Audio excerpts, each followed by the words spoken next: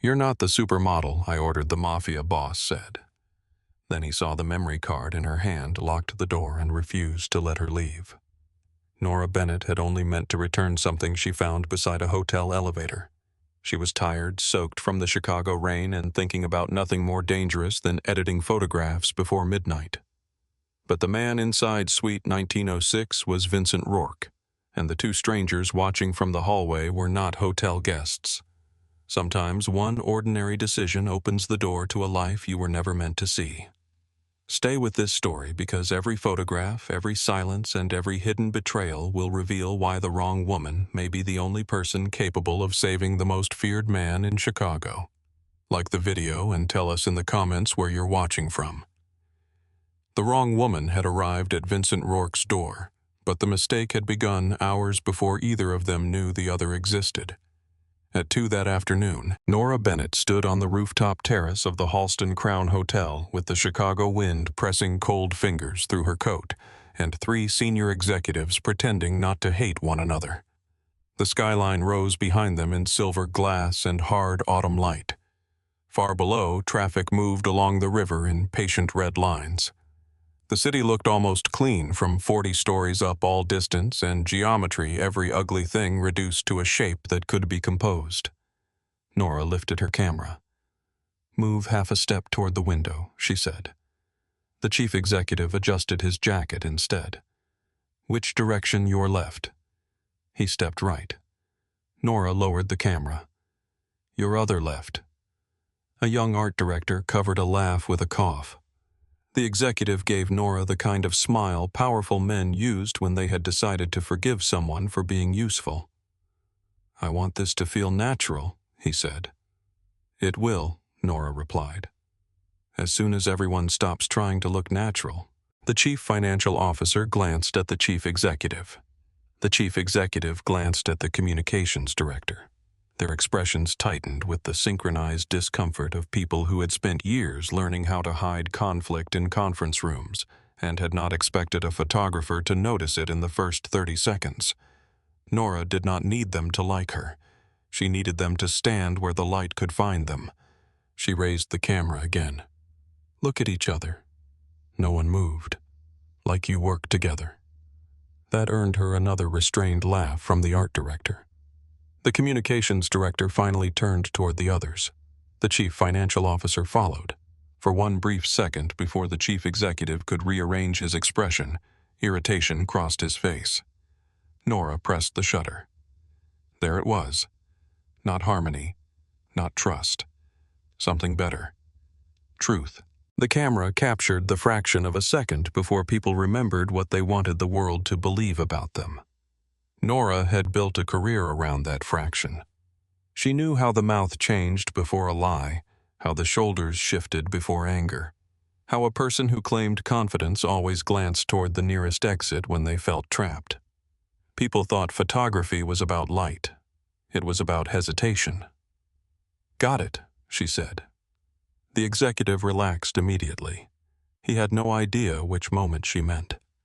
By 5:30, the light had flattened into the dull blue that came before evening. Nora packed her equipment while the client disappeared into the warmth of the hotel. Her assistant, Emily Carter, wrapped cables and checked batteries beside her. "You made them look almost human," Emily said. "Do not insult my work." Emily smiled. She was 24 sharp and still new enough to the business that she believed talent was the hardest part. A junior art director approached with a tablet under one arm. "These are incredible," she said. "The agency is going to love them. The agency has not seen them. They will." Nora closed the equipment case. That is usually when the trouble begins. The art director hesitated, uncertain whether Nora was joking. "You do not work through an agency, right?" "Not anymore." Why not? Nora slid a memory card into a labeled case and locked it. Ownership gets complicated when too many people stand between the camera and the photograph. The art director nodded as though she understood. She did not. Most people did not understand until something carrying their name no longer belonged to them. 11 years earlier, Nora had been 21, overworked, underpaid, and grateful for every chance to stand near someone important. She had assisted a magazine photographer on a winter fashion story and had been told to capture a few secondary frames while he handled the main spread. The photographer left early. The model stayed. The snow began falling outside the studio windows in slow white sheets, and the light turned soft enough to make the entire room feel temporary. Nora photographed for 40 minutes. Those images appeared across 6 pages of a national magazine. Her name appeared nowhere. The editor had removed her credit and replaced it with the publication's house line. When Nora confronted him, he leaned back in his leather chair and explained that she had contributed as part of the team. She showed him the raw files. He smiled. She showed him the emails. He asked whether she understood how difficult the industry could be for young women who developed reputations for being uncooperative. Nora had evidence. He had lawyers. That was the day she learned truth and ownership were not the same thing.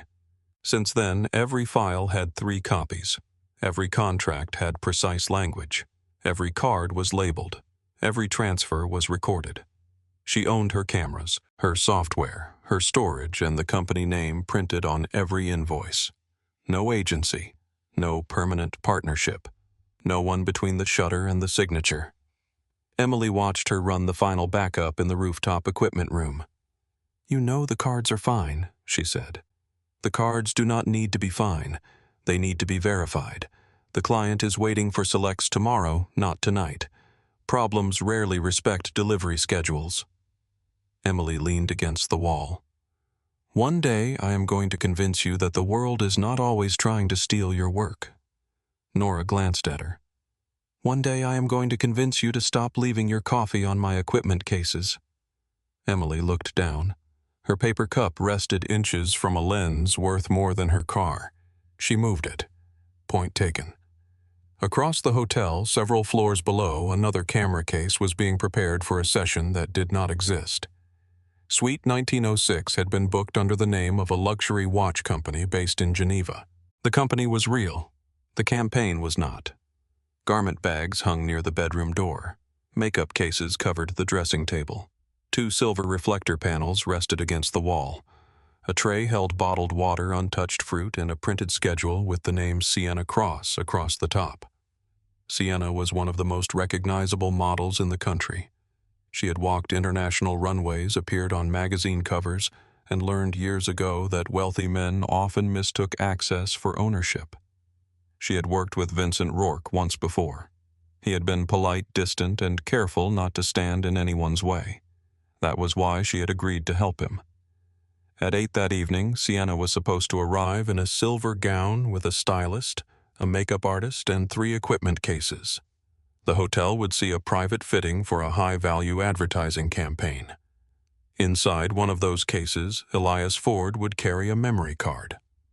Elias was an accountant, not a spy. He had spent 12 years making illegal numbers look ordinary, and the last 6 months realizing that the numbers he was moving no longer belonged to the business he thought he served. He worked for Northline Strategic Holdings, a company Malcolm Shaw claimed had been dissolved. It had not been dissolved. It had grown. Money passed through Northline, then through 2 freight companies, then into a medical equipment distributor controlled by one of Vincent Rourke's legitimate subsidiaries. On paper, the shipments contained diagnostic machines and hospital supplies. In reality, some of the crates carried weapons. Elias had copied manifests, payment schedules, photographs, and internal authorizations bearing Vincent's forged signature. He did not trust electronic transfer. Malcolm monitored the company network too closely, so Elias put everything on a physical card and arranged to place it directly in Vincent's hands. The model campaign was meant to disguise him. It should have worked. At 3:47 that afternoon, Elias crossed the west corridor of the 19th floor carrying a black equipment case. A camera was strapped around his wrist, positioned to appear like ordinary production gear.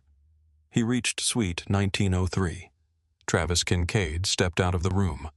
Travis was Vincent's logistics director, a man who had spent 18 years building routes through ports, warehouses, and freight yards. He knew which customs officers could be bought, which drivers could be trusted, and which accidents needed to look accidental. He also knew Elias was afraid. Long day. Travis asked. Elias stopped. There were two men inside the room behind Travis. One sat at the conference table. The other stood near the window. Elias looked toward the elevator. Travis smiled. Vincent is in a meeting 30 yards away. You should feel safe. Elias understood then. The location was not a mistake. It was protection. Any record of movement on the floor would place Vincent close to the room. Any staff member who saw Travis would assume he was working under Vincent's authority. They had built the betrayal inside Vincent's shadow. Elias shifted the equipment case in his hand. The wrist camera captured one image. Travis noticed the movement. What is in the case lenses? Open it. Elias took one step backward. The man near the window moved toward the door. Elias turned and ran. He made it 6 feet. Travis caught the strap of the equipment case and pulled him sideways. The case struck the wall. A latch snapped. Cables, batteries, and card cases scattered across the carpet. The camera on Elias's wrist began writing a second image. Someone grabbed his arm. The memory card was pulled free before the write completed. A black CF Express card slid across the carpet and disappeared beneath a brass service cart. Elias saw it vanish. He also saw Nora Bennett at the far end of the corridor, stepping from the service elevator with a camera bag over one shoulder. She did not see him. She was speaking to a hotel employee about directions to the rooftop storage room. But Elias saw the camera. He saw the labeled cases clipped to the outside of her bag. He saw the calm, precise way she checked the room number before turning away. Later, with Travis's men watching him, Elias managed to tear one page from a production schedule and write a short note in block letters. If you found a black CF Express card near the elevators, please bring it to Suite 1906. It belongs to the client. He slipped the note to a hotel runner who had been paid to deliver documents between the production floors. The runner did not know what it meant. Neither did Nora when she found it beneath her door. By the time she reached Vincent's suite at 8-7, Elias was no longer in the hotel. Sienna Cross never arrived. Her driver found her phone in an alley 3 blocks away, and 2 of Malcolm Shaw's men had positioned themselves beside the 19th floor elevators. Now Nora stood inside Suite 1906 with the city spread beyond the windows and Vincent Rourke watching the hallway through a security monitor. The false room service attendant remained outside for 11 seconds. Vincent did not move. Nora stood near the bedroom wall, one hand on her camera and the other holding her phone. The room service cart cast a narrow shadow beneath the door. The man knocked again. Mr. Rourke Vincent looked at the monitor. The hallway camera showed a man in a hotel uniform. His cap sat too low over his face. His right hand held the cart. His left remained hidden behind his back. Nora whispered, "Does the hotel know you can see their cameras?" "No." "That feels illegal." "It is." The man outside knocked a third time. Vincent touched his phone screen. Somewhere on the 18th floor, an alarm began to ring. The man in the uniform glanced toward the elevator. A moment later, several hotel employees ran into the corridor below. The disturbance spread through the service radio system. The false waiter pushed the cart away from Vincent's door and disappeared into the stairwell. Nora released a breath she had not intended to hold. Vincent switched the lights back on. "Who are you?" she asked. He studied her for a moment, perhaps deciding how much truth a stranger could survive. Vincent Rourke. The name landed where names like his always landed, somewhere between public record and rumor. Rourke Freight. Rourke Security. Rourke Commercial Properties.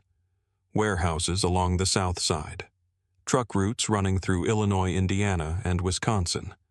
Private contracts with hospitals, construction firms, and city agencies. There were also stories. No charges that lasted. No witnesses who stayed cooperative.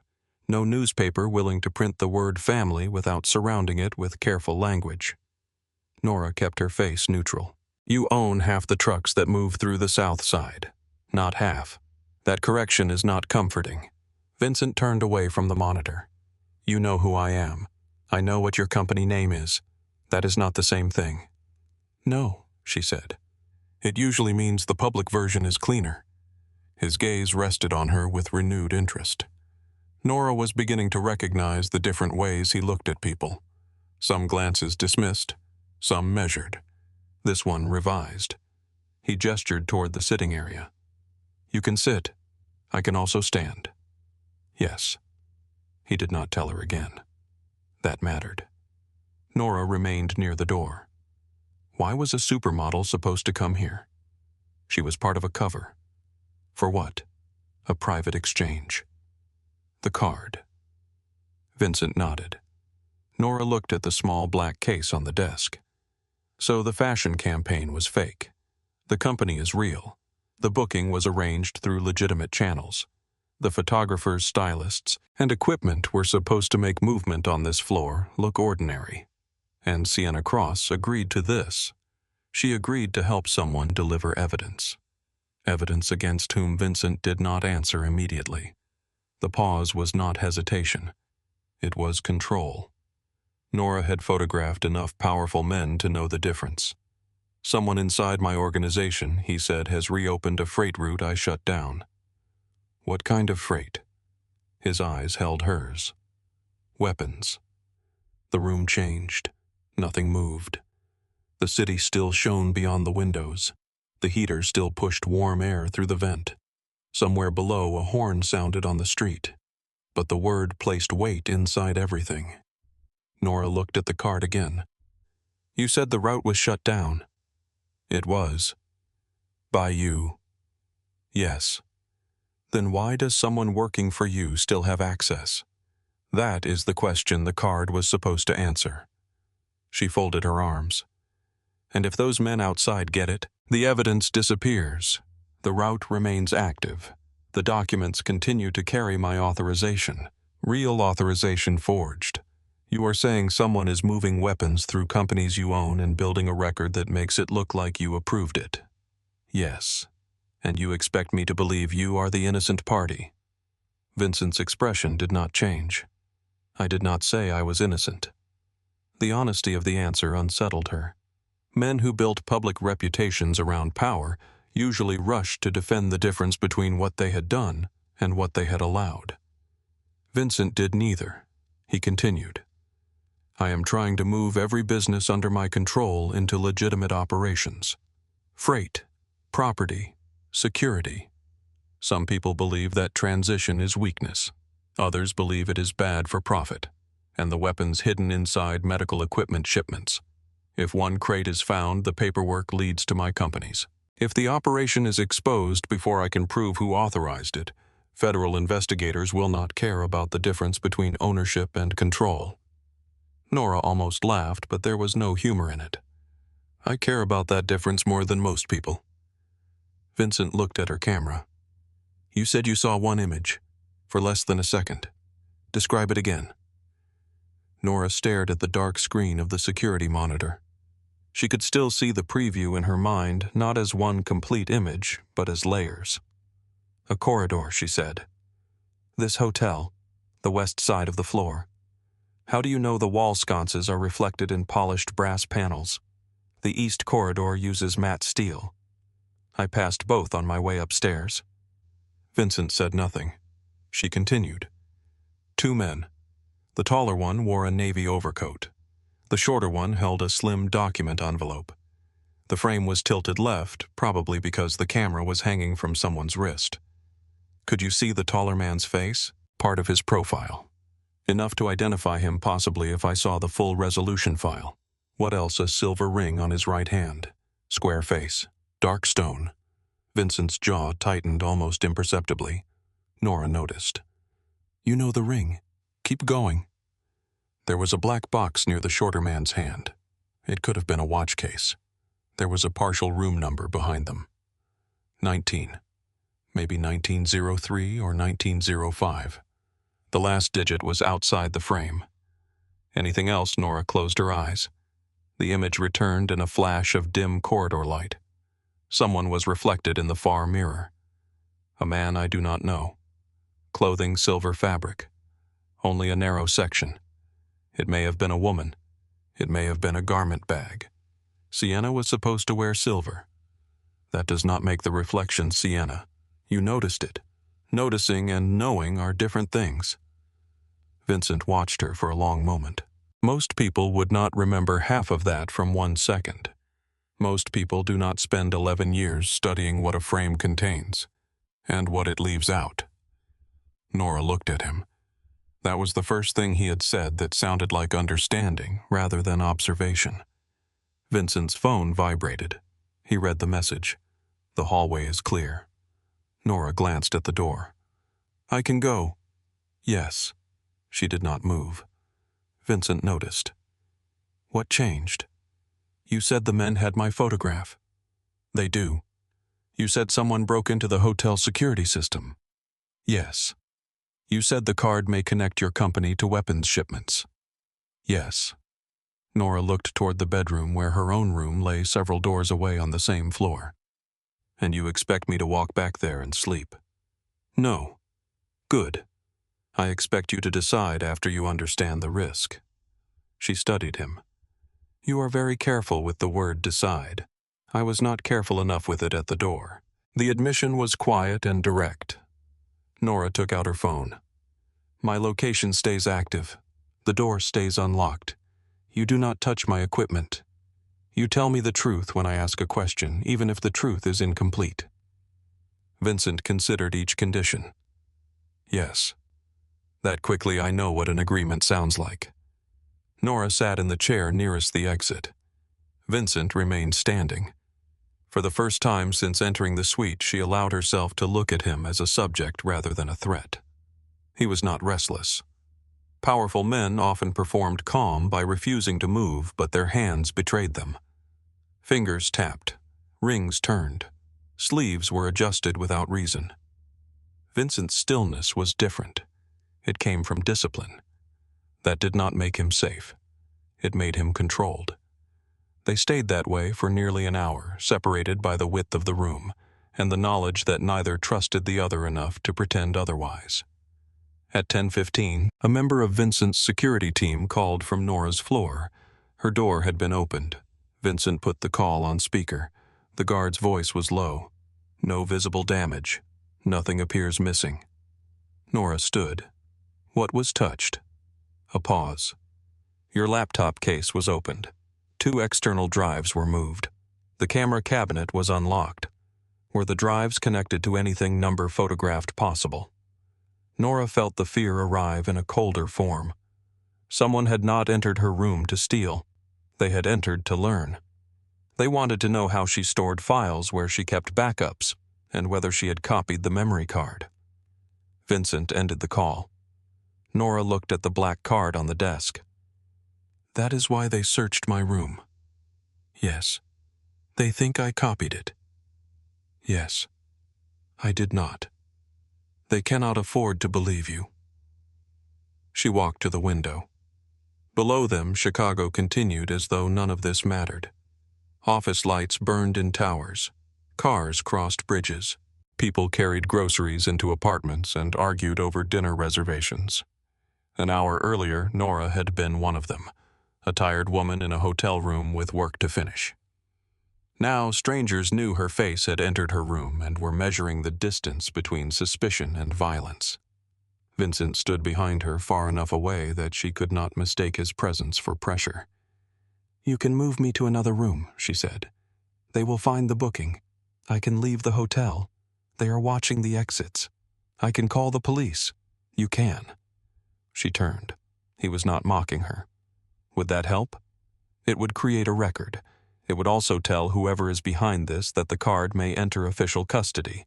They would accelerate, meaning they would stop trying to recover it quietly. Nora looked at him. You always use the cleanest possible words. No. What would the unclean version be? They would kill you before you reached the lobby. Silence settled between them. Not a dramatic silence. A practical one. The kind that followed information too precise to dismiss. Nora turned back toward the city. In the reflection of the glass, she could see Vincent behind her and the card on the desk between them. A man built from control. A woman built from proof. A piece of plastic carrying enough truth to destroy them both. Her laptop was still in her room. So were her card readers, recovery software, forensic tools, and the backup system no one had ever been allowed to touch. Nora faced Vincent again. I can examine it. His eyes moved to the card. How metadata first? File structure. Embedded previews. Buffer fragments if the camera was interrupted during a write cycle. You can recover deleted images. Sometimes. Corrupted ones, sometimes. That is not certainty. Certainty is what people ask for when they do not understand evidence. Vincent stepped closer to the desk. What do you need? My laptop, my reader, a clean external drive. No network connection until I create a protected copy. You are willing to do this? Nora looked toward the unlocked door, then at the black card that had turned an ordinary evening into a locked room. No, she said. I am willing to know why someone is deciding whether I live. Vincent held her gaze. Then he reached for his phone. Nora placed her camera on the table beside the card. Do not send anyone into my room without me. Vincent lowered the phone. Why? Because if someone moved one thing, I will see it. He opened the suite door. The corridor beyond was empty now, but it no longer looked harmless. Nora lifted her camera bag onto her shoulder. Vincent stood aside and let her choose whether to cross the threshold. She stepped into the hallway. This time he followed. The hallway seemed longer on the way back to Nora's room. Vincent walked half a step behind her, close enough to intervene and far enough not to crowd her. Two members of his security team moved ahead, checking each alcove before Nora reached it. Their restraint made the danger feel more real. Men who expected nothing did not move like that. Suite 1912 waited at the end of the corridor. The door looked untouched. Nora stopped before inserting her key. Has anyone gone inside since your man called? No, Vincent said. She crouched and studied the lock. A faint silver scrape marked the inside edge of the plate. It was almost invisible beneath the warm hallway light, the kind of damage a hotel guest would dismiss as wear. Nora touched the mark with one fingernail. Someone bypassed the latch. Vincent looked at the guard beside him. The man's expression tightened. Nora opened the door but did not enter immediately. Her room smelled the same. Hotel detergent. Coffee from that morning. The faint leather scent of her camera bag. Nothing had been overturned. The bed remained made. Her coat still hung over the chair. A half-empty bottle of water stood on the nightstand beside the paperback she had fallen asleep reading 2 nights earlier. The scene was almost perfect. Almost. Nora stepped inside. Vincent followed. She held up one hand. Do not touch anything. His security men remained in the hall. Nora crossed to the desk and looked at her laptop case. The zipper was closed, but one black thread from the lining had been trapped on the outside. She had not left it that way. She opened the case. The laptop was inside. So were 2 backup drives and the card reader she used on location. One drive faced label side up. The other faced label side down. Nora always stored both labels upward. She lifted neither. They photographed the drives, she said. Vincent stood near the doorway. How can you tell they moved them? That proves they touched them. It proves they wanted access without making the room look searched. She leaned closer to the desk lamp. A faint crescent-shaped smudge marked the plastic edge of the card reader. Powder from a glove. Nora straightened. They wanted to know what equipment I use, which cards I can read, how I organize the backups. Vincent's eyes moved across the room. They were trying to determine whether you copied the card. Yes. You did not. They cannot know that. Nora opened the drawer beneath the desk. Her smaller field drive remained in the back corner under a folded release form. It had not been touched. Whoever entered had been careful but not familiar with her habits. That was useful. She placed the laptop, both main drives, the card reader, 2 cables, and a compact camera on the bed. Then she opened the wardrobe and took out a second equipment case. Vincent watched her add a power bank, a hard-shell card container, and a small wireless router. You travel with all of that, I travel with what I need. It looks like enough equipment to run a studio. It is enough equipment to prevent someone else from running mine. She closed the case. Vincent reached for it. Nora placed her hand on the handle first. I carry my own equipment. His gaze moved from her fingers to her face. Then he released it. Understood. That single word shifted something between them. Not trust. Trust was too expensive to form in a hotel room before sunrise. But recognition, perhaps. The knowledge that he had hurt a boundary and did not require it to be defended twice. They returned to Suite 1906 without speaking. Vincent's security team took positions outside. The door remained unlocked as promised. Nora cleared the desk and placed a white hotel towel over the polished surface. She arranged the equipment in precise rows. Laptop, reader, original card, empty drive, compact camera facing the workspace. Vincent stood across from her. What is the second camera for? To record the process. You think I will accuse you of changing the files? I think no one should have to rely on memory when evidence can be recorded. She inserted the empty drive and checked its available space. Then she disabled every wireless connection on the laptop. Vincent watched the screen. No internet. Not until I have a clean copy. Why? Because the original card is now evidence. I do not examine evidence directly unless I have no alternative. She placed the card reader inside a small protective adapter. This blocks the computer from writing anything back to the card. You think opening the files could change them? Some systems create indexing records. Some programs update previews. Most of the time, it does not matter. This time, it matters. Nora pressed record on the compact camera. She stated the date, the time, the hotel, and the visible serial number on the card. Vincent looked at her. You have done this before, not with evidence connected to a weapons network, but with disputed files. Yes, she inserted the card. The laptop recognized it. A directory opened. Nora did not click on the image folder. She opened a forensic copying program instead and began creating an exact duplicate of every readable sector. A progress bar appeared. 4%. 7. 9. Vincent moved to the window. Morning had started to gather behind the buildings.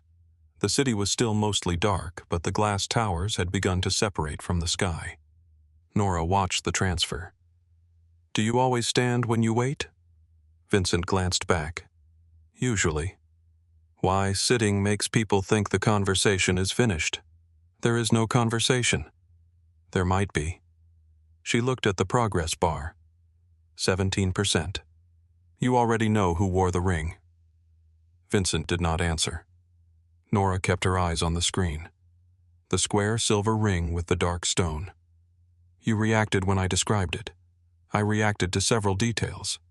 No. You went still at the ring. I was already still. Not in the same way. He considered that. Travis Kincaid wears a ring like that. Who is he? Director of logistics for one of my freight companies. How long has he worked for you? 18 years. That is a long time to miss someone's intentions. Vincent turned toward the window again.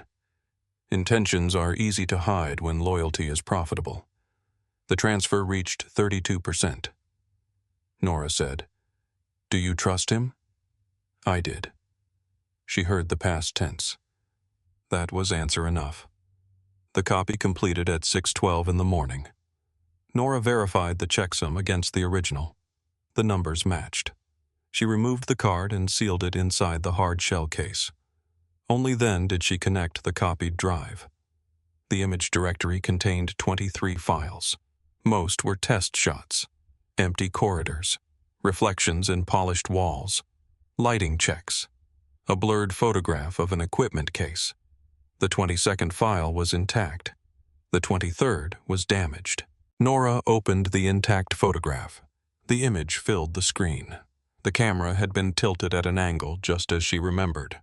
The corridor ran diagonally through the frame. One wall sconce burned near the upper edge. A polished brass strip caught a distorted reflection of the photographer's sleeve. Two men stood near Suite 1903. The taller one wore a navy overcoat. His profile was visible.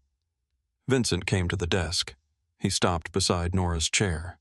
close enough that she could feel the stillness of him without looking away from the screen. "Travis," he said.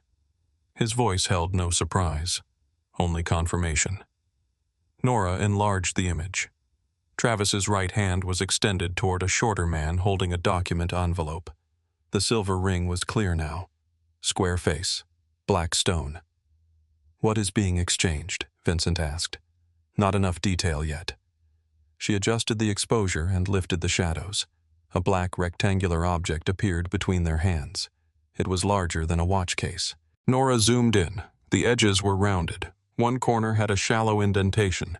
"A portable drive," she said. Vincent leaned closer. "Certain, no, but the proportions fit." She shifted to another section of the image. Behind the shorter man, the room number appeared in partial view. 1903. Nora opened the metadata. Timestamp 3:47:18 p.m. No location coordinates. No useful indoor positioning data. Vincent looked at her. "You said the image might contain location information." "It does. You just said there are no coordinates. Coordinates are not the only way to locate a photograph." She enlarged the carpet. A dark seam crossed the corridor at a slight angle. Then she opened a photograph she had taken earlier that day while moving equipment between the service elevator and rooftop access. The same carpet pattern appeared. She placed both images side by side. The west corridor changes carpet sections between 1903 and 1905. The seam in this image places the camera several feet east of 1903. Vincent studied the screen. "You took that other photograph by accident. I photographed the lighting fixtures for reference. Why I liked the pattern." He looked at her as though this answer revealed something more complicated than professional habit. Nora enlarged the brass reflection. A portion of the photographer appeared in the distorted surface. Male hand, dark suit sleeve, a plastic identification badge clipped near the waist. Only the last 3 letters of the surname were visible. Ford. Vincent's expression hardened. Elias Ford. The accountant. Yes. So Elias took the photograph. He was supposed to carry the card to me. Nora looked at the angle. The camera was attached to his wrist. He may not have been trying to compose anything. He could have triggered it while moving. He was trying to record the exchange without being seen. Maybe. Vincent looked at her. "You use that word often." "Because evidence is not improved by confidence." She enlarged the reflection again. A second shape appeared near the edge. Silver fabric, narrow and blurred. Vincent saw it. Sienna. Nora shook her head. "It could be a garment bag. It could be reflected light. It could be someone wearing gray. She was supposed to be on this floor. She never arrived." "That is what we were told." Nora turned toward him. "You think she may have been here?" "I think I do not know enough to rule it out." The answer was careful. She respected it. Vincent took out his phone and made a call. "Pull every internal entry record for the 19th floor between 3:30 and 4:15, he said. "Employee badges, service access, loading elevators, everything. I want confirmation of Elias Ford and Travis Kincaid. Find any entry connected to Sienna Cross or her booking team." He ended the call. Nora returned to the photograph. "Where were you at 3:47? "Conference room, B. On this floor?" "Yes." "How far from this corridor?" "About 40 yards. With witnesses?" 23 executives, 4 attorneys, and hotel staff." Nora looked at Travis in the image. "They chose this floor because you were here." "Yes. If anyone saw him, they would assume he was working for you." "Yes. If the meeting became public, they could say you were close enough to supervise it." "Yes." The pattern settled into place. "They used your presence as cover." Vincent's gaze remained fixed on Travis. "They used my authority as camouflage." For the first time, anger showed through his control, not in volume, not in movement, in the slight tightening along his jaw and the way his right hand closed once before relaxing. Nora had seen that expression before. Not on him. On herself 11 years earlier when she opened the magazine and found her photographs carrying someone else's ownership. She turned back to the screen. Let us see the damaged file. The 23rd image would not open through ordinary software. Nora loaded it into a recovery program. A map of the file appeared divided into blocks. More than half were unreadable. She began with the embedded preview. A small gray image emerged. Conference table. 4 men. 1 standing. The quality was poor, but the room was recognizable. Vincent moved closer. That is conference room B. The meeting room you were using num. A smaller room adjacent to it. Nora adjusted the contrast. A document lay on the table. Beside it sat a black box and the dark outline of a handgun. One of the seated men was Travis. The standing man's upper body was visible. His face was missing where the file had corrupted. Vincent stared at the empty digital blocks where the man's features should have been. Can you recover that I can try? How long I do not know. An estimate. 2 hours if the preview cache is intact. Longer if I have to rebuild from buffer fragments. Can it fail? Yes. Vincent's eyes remained on the missing face. Do it. Nora looked up at him. That was not a request. No. Try again. A beat passed. Vincent met her gaze. Please recover it. She returned to the keyboard. Better. The software searched for thumbnail fragments. A partial cache appeared, but several sections had been overwritten. Nora opened the camera log and found a wireless transfer record. The device had attempted to send a low-resolution copy before the card was removed. The transmission had failed. Fragments remained. She began combining them. The process was slow. Each recovered section appeared as a narrow strip. Table edge, a man's sleeve, part of a company seal, the standing man's hand. Vincent stood at the window while Nora worked. The sun rose behind the buildings and turned the glass pale gold. The room brightened around them, exposing empty coffee cups, cables, the untouched food tray, and the exhaustion neither had acknowledged. After nearly 40 minutes, Vincent said, You said you have been doing this for 11 years. Nora kept her eyes on the screen. Yes. Why independent? She almost gave him the short answer. It was habit to make old wounds sound administrative. An agency arrangement failed. Vincent said nothing. His silence did not demand more. It simply left space. Nora watched a new data strip resolve. I took photographs for a magazine when I was 21, she said. The editor published them without my name. Vincent turned from the window. You sued I could not afford to. You had the original files. Yes. Emails. Yes. Contracts enough to prove the work was mine. Then why did they win?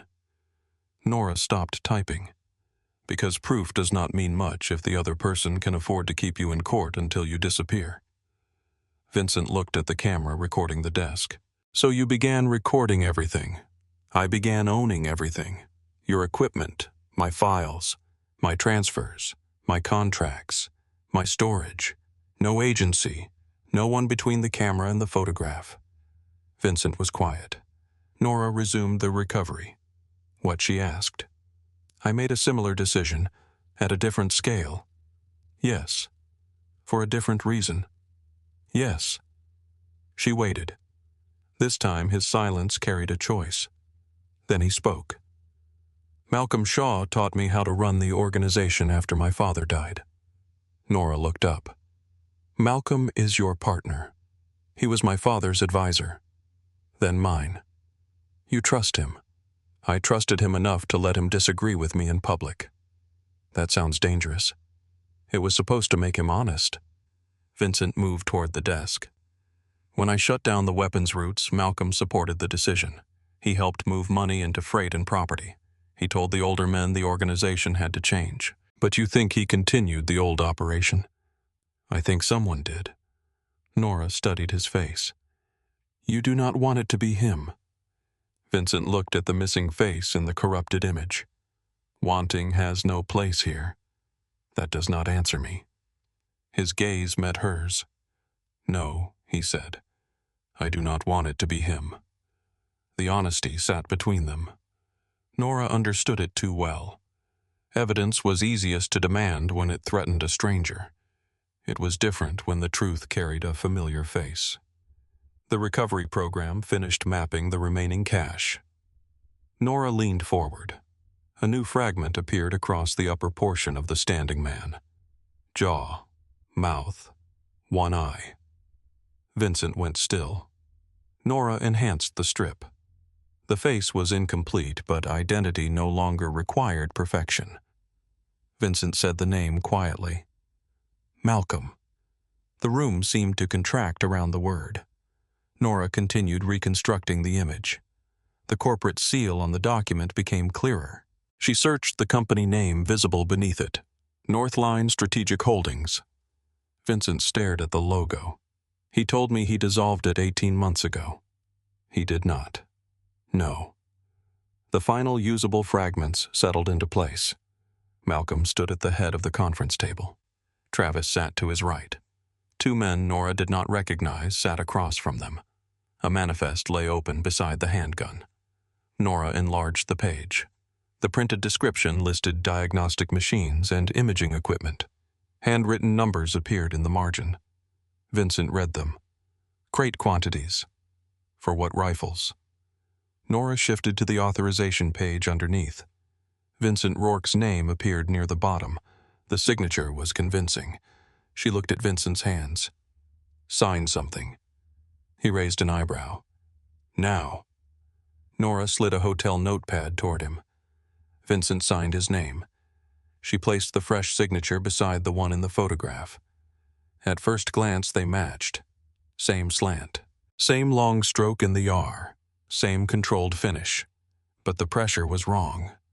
Vincent's signature deepened at the beginning and lifted at the end. The forged one pressed hardest in the final stroke. You are left-handed, Nora said. Yes. This was written by someone using the right hand. Vincent looked at the screen. Travis is right-handed. So is Malcolm, yes. Nora saved the reconstructed image in 3 formats. Then she created 2 encrypted copies. Vincent watched her work. What exactly does this prove that Elias photographed Malcolm and Travis in a room beside your meeting? That the document carries a company seal you believed was inactive? That the shipment manifest was disguised as medical equipment? That someone forged your signature? Enough to clear me, no. Vincent looked at her. Nora continued. It proves there is a competing explanation. That matters. It does not prove you knew nothing. What would independent records? Entry logs, communications, financial transfers, testimony, Travis, Elias, Sienna, and whoever was sitting across from Malcolm. Vincent studied the image. He built the operation so both outcomes benefited him. Nora waited. If the shipments succeeded, Vincent said he controlled the profit. If they failed, the evidence pointed to me. And then he could remove me without appearing responsible for the collapse. Nora looked at Malcolm's face. He was not protecting the organization from your decisions. No. I was building a version of it that no longer needed you. Vincent's phone vibrated. He checked the screen. The hotel records had arrived. Elias Ford entered the 19th floor at 3:31 p.m. Travis Kincaid entered at 3:39. 2 unknown men used service credentials at 3:42. No record showed Sienna Cross entering the building. Vincent read the final line twice. A service badge assigned to a hotel runner had accessed Nora's floor at 7:51 p.m. The same runner had delivered the note. Before Vincent could speak, Nora's laptop displayed a red warning. Unauthorized connection attempt. The network had not been enabled. Someone was trying to reach the machine through the hotel's internal system. Nora pulled the data cable. The warning remained. A second attempt began. Vincent disconnected the room router from the wall. The screen went quiet. Then his phone rang. He answered without greeting. A woman spoke rapidly on the other end. Vincent listened. His expression changed. Not relief, not fear. A sharper form of attention. He ended the call. Sienna is alive. We're a bus station outside Milwaukee. Nora closed the laptop. What did she say? Vincent looked toward the door. Malcolm knows about the photographer. He picked up the sealed memory card and placed it inside his coat. We leave now. The elevator was no longer an option. Vincent led Nora through the service corridor, past a linen room and a locked maintenance door, then into a concrete stairwell lit by narrow emergency fixtures. The door closed behind them with a heavy metallic sound. Nora tightened one hand around the handle of her equipment case. Vincent moved ahead of her, listening before every landing. 2 men from his security team followed several floors above, creating distance between Nora and anyone who might be tracking them from the hotel. No one spoke. Their footsteps carried downward through the hollow stairwell, each one returning as an echo that sounded almost like someone following. At the 15th floor, Vincent stopped. Nora nearly walked into him. He raised one hand. A door opened somewhere below. Voices drifted upward. A hotel employee complained about a broken service elevator. Another voice answered with the impatience of someone who had been awake too long. Vincent waited until the footsteps moved away. Nora studied his profile in the pale light. He did not look frightened. He looked exact. That difference mattered. Fear made people rush. Vincent removed speed from every decision, as though urgency itself was a weakness someone could use against him. They continued down. At the 9th floor, Nora felt the weight of the laptop case begin to pull at her shoulder. Vincent noticed. Give it to me. I can carry it. I know. Then why ask because you are breathing differently? Nora looked at him. He held out his hand. This time she gave him the case, not because he had ordered her, because he had noticed. They reached the parking level without seeing anyone else. A dark sport utility vehicle waited near a concrete support column. Its engine was already running. Vincent opened the passenger door. Nora stopped beside it. Where are we going? A house outside the city. Whose house? Mine.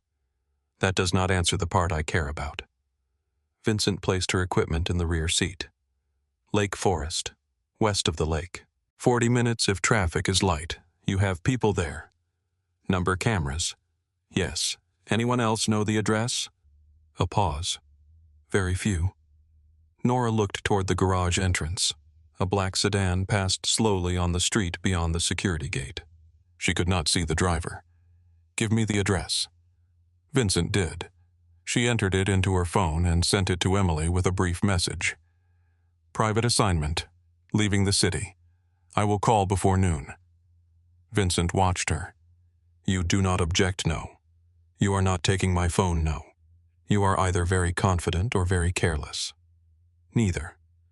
What are you trying not to become the kind of man you already think I am? The answer unsettled her because it sounded less like performance than intention. Nora got into the vehicle. Vincent closed the door and walked around the front. He drove without a visible weapon in his hand, though Nora had no doubt one was within reach. The vehicle left the garage through a service exit and entered the early morning traffic along the river. Chicago moved past them in wet steel and cold light. Office towers reflected the pale sky. Delivery trucks crowded the streets. Commuters crossed intersections holding coffee and staring at phones, protected by the ordinary belief that danger announced itself clearly. Nora rested her camera on her lap. The stairwell still clung to her senses. Concrete. Footsteps. The pressure of silence. Without thinking, she lifted the camera toward the passenger window and pressed the shutter. The city blurred at speed. Buildings dissolved into long vertical bands. Traffic lights stretched across the glass. The image would be technically imperfect. She did not delete it. Vincent glanced at the camera. What did you photograph the road? You did not look through the viewfinder. I did not need to. That sounds arrogant. It is only arrogant when you are wrong. A faint change touched his mouth. Not a smile. The memory of one. They drove north along the expressway. Nora watched Vincent check the mirrors at precise intervals. Every few minutes he changed lanes without urgency. He never accelerated sharply. He never turned his head enough to advertise what he was watching. After 10 miles, he exited, crossed beneath the highway, and entered again in the opposite direction. Nora looked behind them. No one followed. That was the point. You have done this before. Yes. How often? Often enough.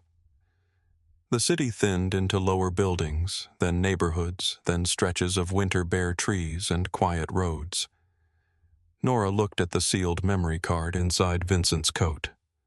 What happens if Sienna was wrong? She was not. You trust her. She had no reason to invent Malcolm's name. Fear gives people reasons. Vincent kept his eyes on the road. Sienna knows what Malcolm is capable of. She would not say his name unless she believed silence had become more dangerous. Nora thought of the silver reflection in Elias's photograph. Did she see him? Not directly. Then what does she know? She received a photograph of Elias being forced into a car. The message came from a number connected to one of Malcolm's shell companies. That still does not prove Malcolm sent it. No. You are learning. Vincent looked at her briefly. I have always understood uncertainty. You do not speak like a man who enjoys it. I do not. They reached the house shortly after 7. It stood on a quiet street lined with broad lawns and old trees. Pale brick, dark roof, 2 closed garage doors, no visible cameras, no signs, no features that would remain in memory after driving past. The neighboring houses were expensive in the same restrained way. Nothing announced wealth. Everything suggested it. Vincent entered through the garage. The interior was colder than the hotel suite, not in temperature, in intention. The living room held a gray sofa, 2 chairs, and a low table. No photographs, no books left open, no framed certificates. The kitchen counters were clear except for a coffee machine and a wooden bowl containing 3 apples. Nora placed her camera bag on the dining table. You own a house designed to leave no memory. That was the intention. Do you ever stay here sometimes? For how long? As long as necessary. She walked toward the window. The backyard was bordered by tall hedges and a narrow line of trees. A detached garage stood beyond a paved path. Nora saw no footprints in the damp grass. Vincent entered a code into the alarm panel. A green light appeared. Who maintains the house, a company I control? Who knows you control it? Almost no one. That is not the same as no one. He looked at her. No. Nora opened her laptop on the dining table. The battery remained above 80%. The encrypted copy of the reconstructed image was intact. Vincent brought a metal case from a cabinet and placed it beside her. Inside were printed company records, legal folders, internal schedules, and freight manifests. You keep all of this here. Copies. Of illegal operations. Of businesses. I was trying to close. She lifted one folder. Northline Strategic Holdings. The company seal matched the one in the recovered photograph. Vincent placed a second folder beside it. Rourke Medical Transport. A third. Lakeshore Diagnostic Supply. Nora spread the documents across the table. The pattern emerged slowly. Northline transferred money to Lakeshore. Lakeshore purchased diagnostic equipment through contracts backed by Rourke Medical Transport. The shipments moved through warehouses controlled by Travis Kincaid. On paper, everything looked ordinary. Nora aligned the manifests by date. Vincent compared them to internal truck schedules. Neither needed to explain every step. He followed control. She followed evidence. Where their methods met, the conspiracy became visible. The handwritten numbers in Malcolm's photograph match these loading dates, Nora said. Vincent leaned over the table. Not all of them. Which ones are missing? He pointed to 3 shipments. These trucks changed routes after leaving the main warehouse. Where did they go, Indiana? Private storage sites near Gary, owned by Malcolm not directly. Then by whom a company registered to his cousin. Nora looked at him. That sounds direct enough. Vincent took out his phone and sent a message. She continued through the records. The work settled into a rhythm. Paper, screens, dates, signatures. The quiet click of Nora's keyboard. The restrained vibration of Vincent's phone. Hours passed without either of them acknowledging it. At 9:30, Vincent connected a secure audio line to the laptop. Sienna's voice entered the kitchen through a small speaker. It was lower than Nora expected. Tired, controlled. "Vincent, I am here. Is the photographer with you?" Nora looked at him. Vincent answered, "Yes." Sienna was silent for a moment. "I am sorry." Nora leaned toward the microphone. "Did you write the note no? Did you enter the Hotel Nome?" "I was 3 blocks away when I received the photograph of Elias."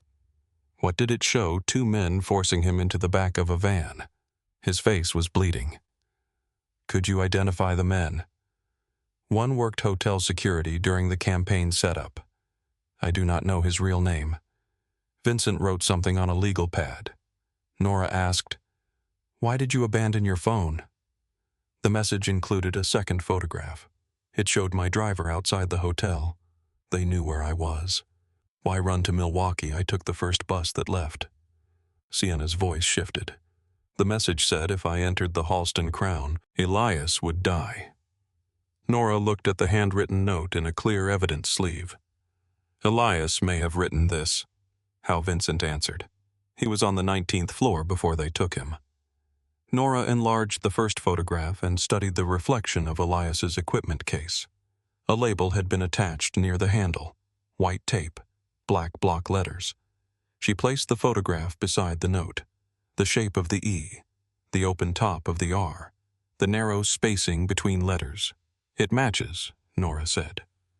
Vincent came closer. "You are certain the handwriting is consistent?" Sienna inhaled quietly through the speaker. "He sent her to you." Nora stared at the note.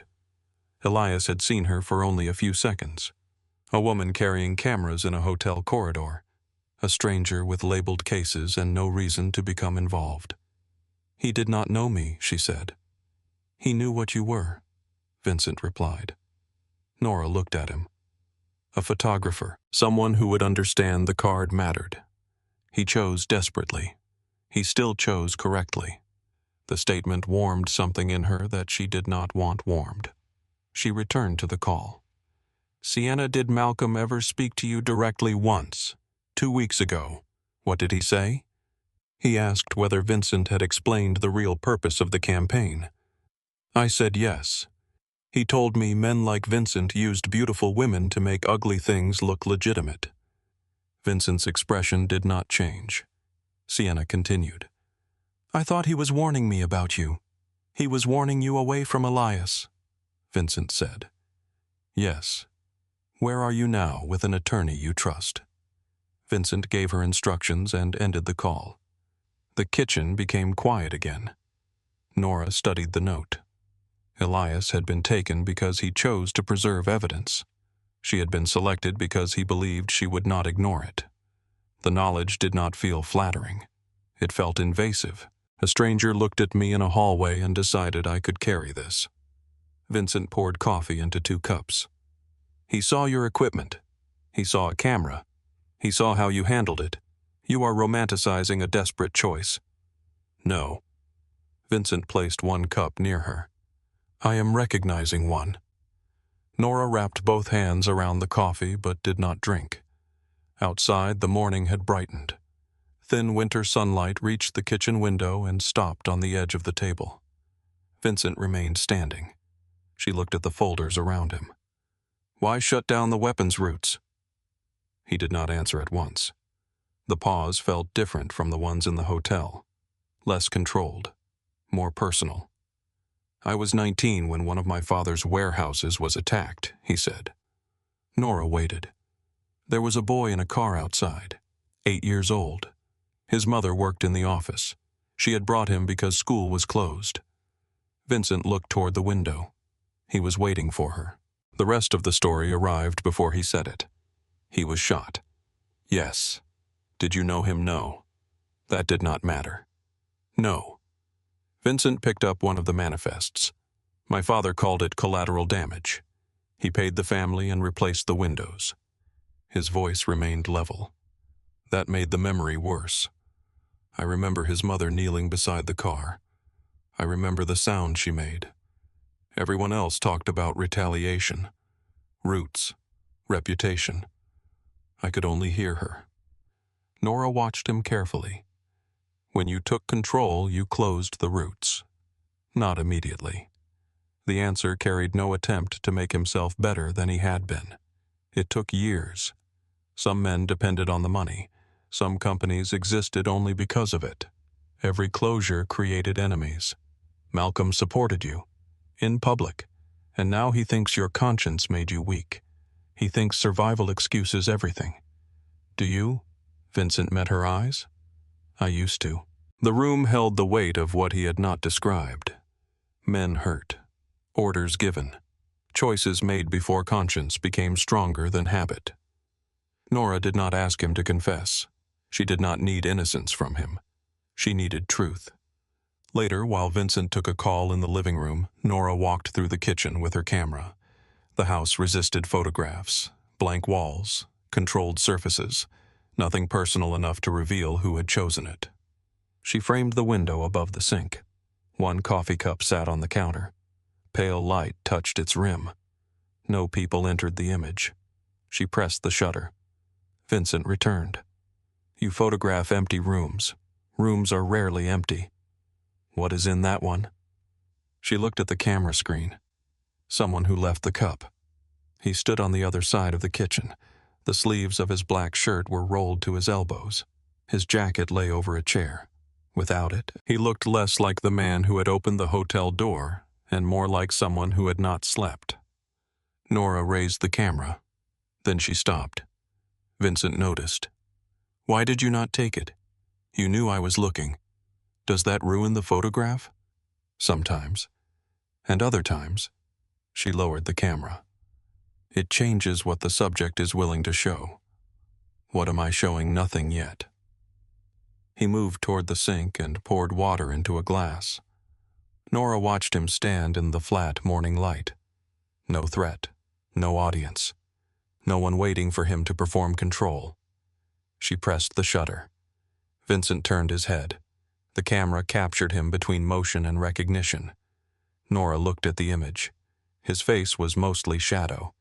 It should not have worked. It did. By early afternoon, the evidence package was nearly complete.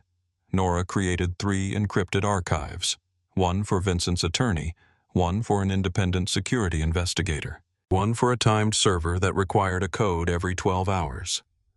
Vincent watched her configure the final transfer. You do not trust my people. I do not trust any single point of failure. You built this system after the magazine. Yes. You kept the original files, every one, for 11 years. Metadata does not expire. Vincent looked at her with an expression she could not name.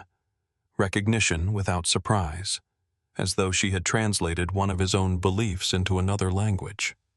No, he said. It does not. Nora turned back to the screen. The upload reached 63%. Vincent spread a new set of documents across the table. For another hour, they worked without speaking. Then Nora noticed the wet mark near the back door. A narrow crescent of moisture darkened the tile. She looked outside. The patio was dry. It had not rained since before sunrise. Did anyone come in? Vincent looked up. No. Nora crossed the kitchen.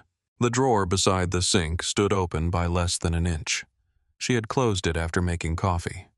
She knew because the cabinet line had bothered her until she corrected it.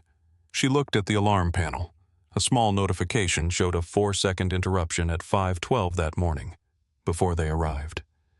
Your alarm lost power. Vincent came beside her. For 4 seconds. That is enough for an override. He studied the display. One of my men may have checked the house. Would he leave without resetting the notice? No. Nora looked at the back door. Who else knows this place? Vincent's silence answered first. Then he said, Malcolm helped select it. When? 12 years ago. Did you change the locks? Yes. The alarm codes? Yes. Could he still have an override? Vincent took out his phone. No signal appeared. Nora checked hers. Nothing. The house had lost cellular service. She returned to the laptop. The upload had reached 94%. Vincent opened a cabinet and removed a handgun. Nora watched him check it. We leave now. The transfer is not finished. We take the laptop. The server will reject the package if the connection breaks. Nora, 95%. He crossed the room. This is not negotiable. She looked up at him. You do not get to protect me by making every decision for me. His jaw tightened. The person outside this house may not offer you a decision. Then give me the information and let me choose. The upload reached 96%. Vincent placed the handgun on the table. Do you know how to use this? No. He removed it immediately. At least you did not pretend. I do not need a weapon I cannot control. He pointed toward a narrow door beside the pantry. Basement stairs. There is an exit through the utility room. The exterior code is 3817. If anyone enters through the front, you go downstairs. What about you? I stay here. That sounds like a plan you made without me. It is the part that belongs to me. The upload reached 98%. A sound moved through the house. Metal inside metal. The front lock turning. Vincent stepped between Nora and the hallway. She closed the laptop but left the compact camera recording beside the documents. The front door opened. Malcolm Shaw entered as though he had never stopped owning the key. 2 armed men followed him. Malcolm looked at Vincent first, then at the evidence spread across the table, then at Nora. His gaze rested on her with calm, deliberate interest. You should never have brought the photographer here. Vincent did not move. You should never have given me a reason to. Malcolm Shaw entered the safe house with the calm of a man who expected every room to recognize him. He removed his gloves 1 finger at a time and placed them on the narrow table beside the front door. His coat was dark wool, expensive once and carefully maintained since. Rain had dried along the shoulders in faint gray marks. The 2 men behind him carried themselves differently. One watched Vincent, the other watched Nora. Neither looked at the documents spread across the dining table. That told her they had not come to understand anything. They had come to control what happened to it. Malcolm crossed the living room without asking permission.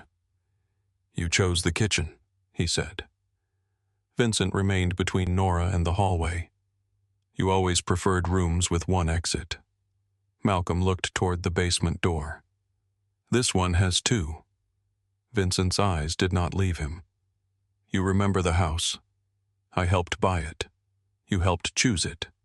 I taught you the difference between shelter and security. Vincent's voice stayed level. You also kept the key. Malcolm smiled slightly. Sentiment. No, Nora said. Insurance. Malcolm turned toward her. The attention in his face sharpened, not because she had surprised him, but because she had spoken before he decided she should. Up close, he looked older than in the recovered image. The years had settled heavily around his eyes and mouth. His face still held traces of the man he must once have been, disciplined, athletic, certain that a room would bend before he did. Now he carried authority the way some men carried old injuries, with pride. He studied Nora's clothes, her camera, the laptop, and the evidence sleeves arranged on the table. Nora Bennett, he said. 32 years old, editorial photographer. Commercial work when the invoices are good enough. 11 years independent. No permanent agency. No spouse. No children.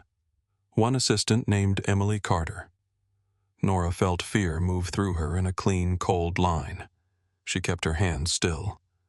You forgot my parking tickets.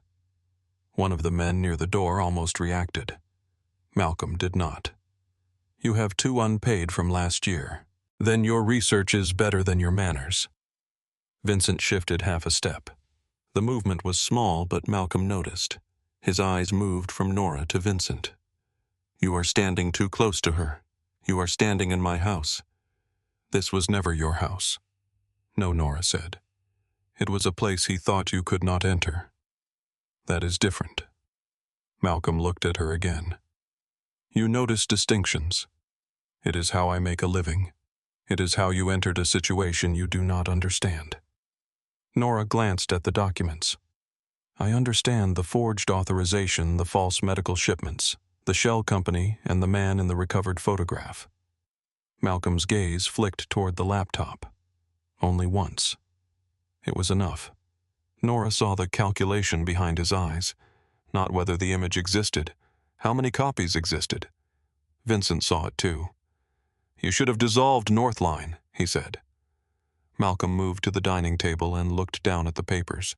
I should have done many things differently. Start with Elias Ford. He is alive. Vincent's expression did not change. Nora heard the significance before Malcolm seemed to realize he had given it away. Vincent said, Then you know where he is. Malcolm lifted his eyes. I know he was alive the last time I received a report. Bring him back. Is that an order? It is the only reason you leave this house breathing.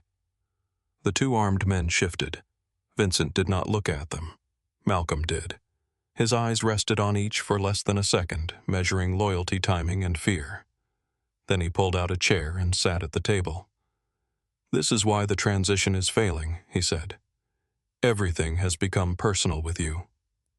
Vincent remained standing. You kidnapped an accountant. I contained an internal breach. You threatened Sienna Cross. I removed an unnecessary witness. You moved weapons through my companies. I protected the structure you were dismantling.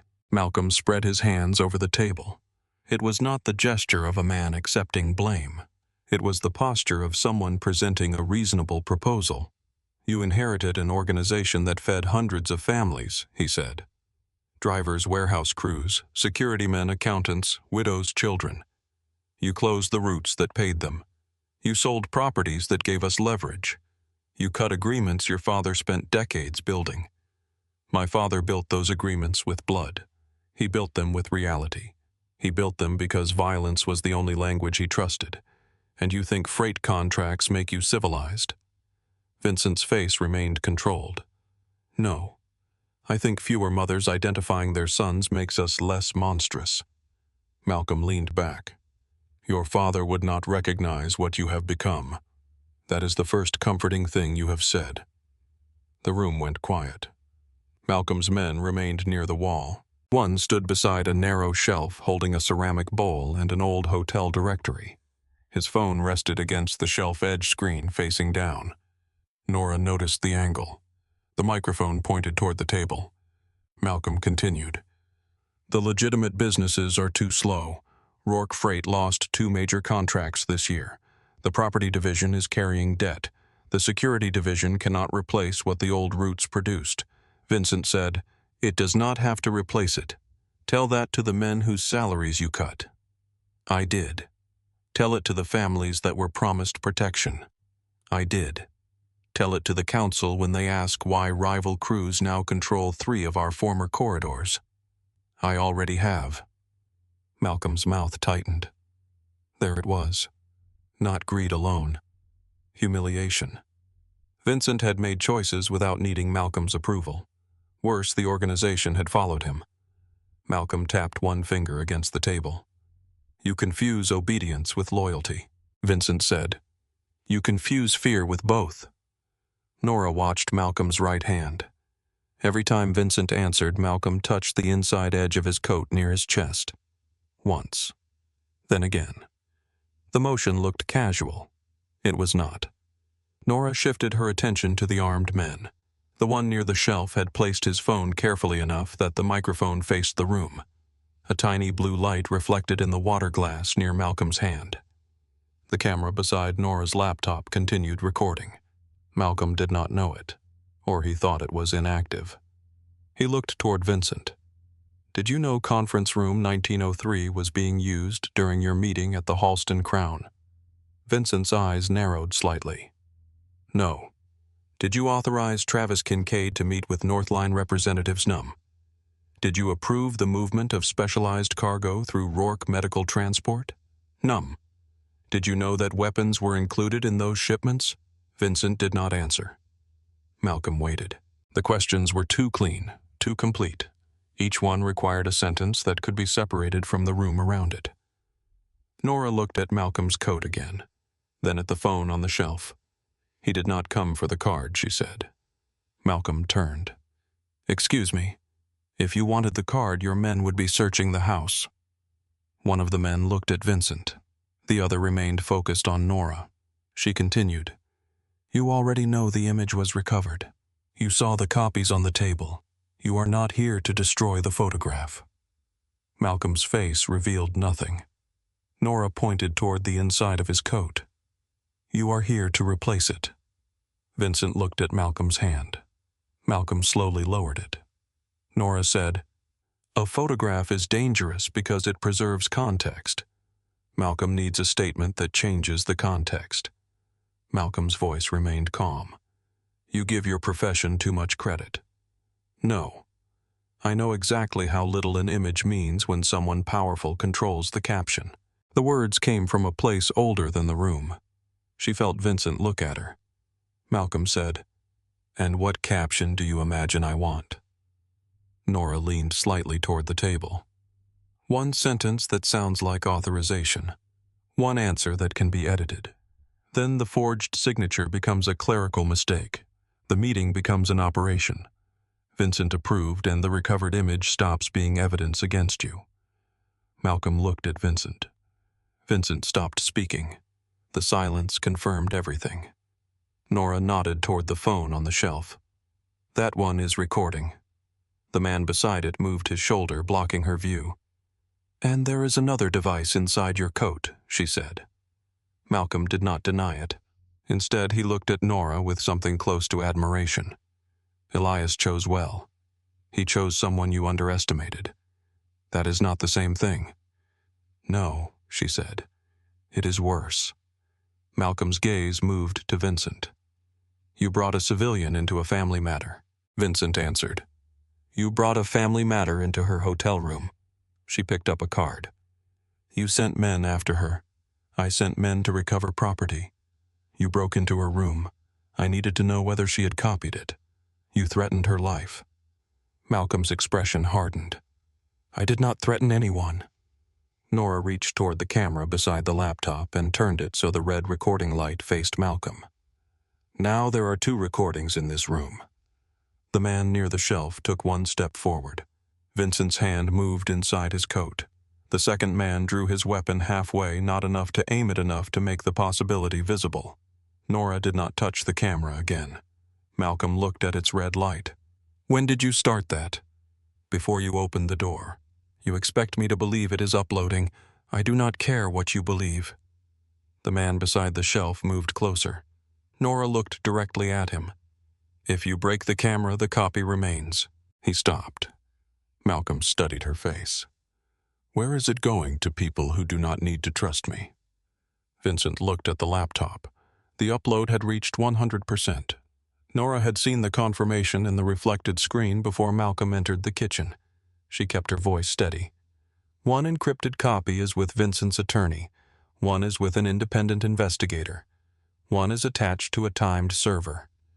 Malcolm's fingers settled flat on the table. What timed server a release system? If I fail to enter a code, the evidence goes to every address already attached to the archive. You built that in the last few hours. I built the system years ago. For photographs. For ownership. Malcolm looked toward Vincent. You trust her with this? Vincent answered without hesitation. Yes. The word struck the room harder than a threat. Nora felt it too. Not because she needed his trust. Because he had given it publicly, in front of the man who taught him never to offer anything that could be used against him. Malcolm stood. The armed men straightened. You think files protect you, he said to Nora. No. I think consequences create hesitation. You are still alive because Vincent believes you are useful. Vincent moved before Nora could respond. One moment he stood beside the table. The next he was close enough to Malcolm that the 2 men near the wall reached for their weapons. Vincent's voice dropped. She is alive because you understand what happens if she is not. Malcolm did not step back. For several seconds the 2 men faced each other across the space between old loyalty and present betrayal. Malcolm had taught Vincent how to command a room. Vincent had learned enough to take the room from him. Malcolm said, "Your father would have ended this already. My father ended every problem by creating 3 more. He survived." "No," Vincent said. "He died believing everyone feared him too much to betray him." The words landed. Malcolm's face changed for the first time. Not much, only a tightening around the eyes. But Nora saw it. Vincent saw it too. "You knew," Vincent said. Malcolm's jaw set. "You knew my father had lost control before he was killed. I knew he had become careless. You knew someone was moving against him. I warned him. You warned him in a way he could ignore. He made his choice."